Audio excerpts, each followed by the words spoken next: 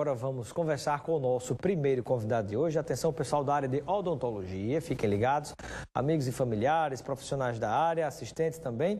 Agora, o Dr. Paulo Sérgio da Silva, ele é coordenador do curso de habilitação, sabe em quê? Em odontologia hospitalar, pela Fundação lá de Bauru, em estudos odontológicos. Bem-vindo ao nosso Boa Tarde, cidadão. Boa tarde, Robson. Obrigado pelo convite para estar aqui com vocês.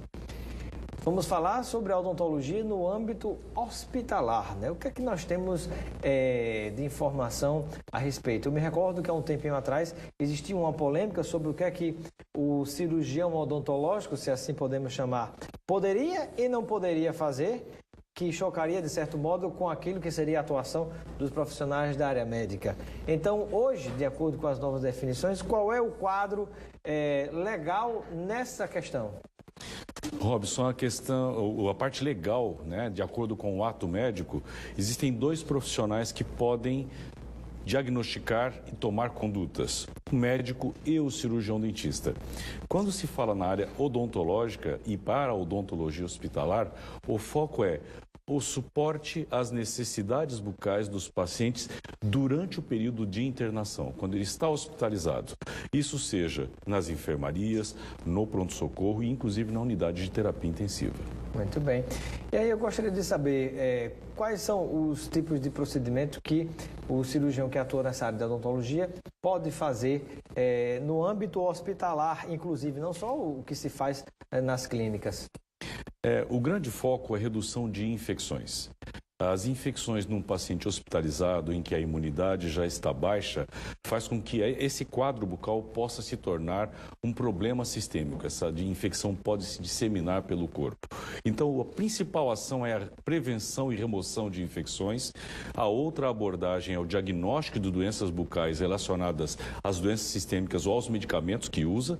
E um terceiro foco importante é o suporte cirúrgico e em centro cirúrgico dos pacientes que não têm condições de ser atendidos em nível ambulatorial. Isso é importante porque, inclusive, os profissionais da área de odontologia que não tenham especialização em cirurgia, por exemplo, eles, digamos assim, ficam abarcados dentro dessa área que pode cuidar da prevenção, inclusive dentro do campo cirúrgico, como se fala, né? Sim. Na realidade, na odontologia existe, já que faz a parte hospitalar, que é o cirurgião bucomaxilofacial, que cuida de trauma, das cirurgias ortognáticas, de reconstruções de grandes tumores.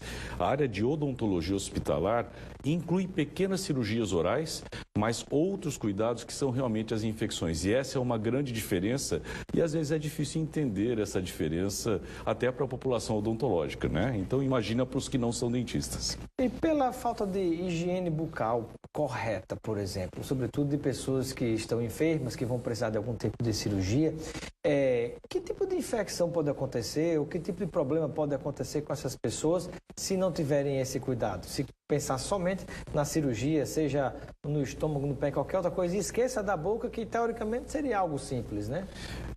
A boca é um lugar que tem muitos micro-organismos. E quando o indivíduo é hospitalizado, né, se ele tem a boca em boas condições, dificilmente ele vai ter alguma outra complicação. Mas se a condição bucal não está boa e ele é hospitalizado e eventualmente vai para uma unidade de terapia intensiva, respirar por meio de aparelhos, essa condição favorece infecções principalmente de pulmão, porque os micro-organismos que estão na boca podem migrar para o pulmão quando ele está hospitalizado, principalmente em terapia intensiva ou em centro cirúrgico durante as cirurgias. Ah, rapaz, que coisa interessante. E uma outra pergunta que lhe faço, já está chegando também pergunta do telespectador, é a seguinte: na hora que você tem o profissional que tem esses cuidados, me parece que se analisa até a própria língua. Hoje em dia tem profissionais, até da área médica também, como odontólogos, que analisam a situação da língua do paciente. O que é que a língua pode dizer? A língua tem várias papilas, né? Várias vilosidades. E essas papilas, essas reentrâncias, elas acumulam uma quantidade, uma placa de substâncias de micro-organismos que nós chamamos de saburra. E essa saburra tem tanto bactérias quanto fungos. Portanto, elas estão um risco muito grande de disseminar para outra parte do corpo.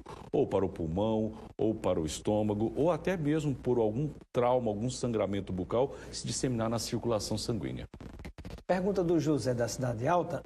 Ele gostaria de saber se existem profissionais em Natal que exercem a odontologia hospitalar. Nós já temos esse campo se abrindo no estado, na cidade? Sim, José, em 2014 o Sindicato de Odontologia do Estado fez o primeiro curso de habilitação e naquele momento quase 40 profissionais que já eram da rede pública foram capacitados para atender.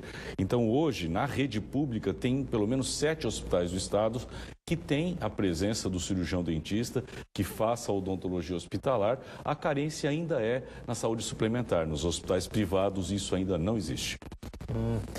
Temos mais perguntas do telespectador. Ele gostaria de saber se existe alguma... o Marcos Silva, que está nos acompanhando em Ponta Negra, ele gostaria de saber se existe obrigatoriedade da presença de um odontólogo nos hospitais para acompanhar as cirurgias. Marco, é uma ótima pergunta. Hoje é um dia muito importante. Na Assembleia Legislativa, agora às 14 horas, haverá uma das comissões de um projeto de lei para criar a obrigatoriedade para o Estado. Já existem alguns municípios do Brasil em que isso é obrigatório. Isso dependeria da lei estadual? Esse vai depender de uma lei estadual. Existe em Brasília também uma negociação de um projeto de lei que até hoje não conseguiu ser efetivado, mas hoje vai ser discutido isso na Assembleia e esse é um dos motivos da minha presença aqui em Natal para poder ajudar com embasamento científico a instituição da obrigatoriedade para os hospitais do Estado. Seria obrigatório nesse caso para hospitais públicos e privados?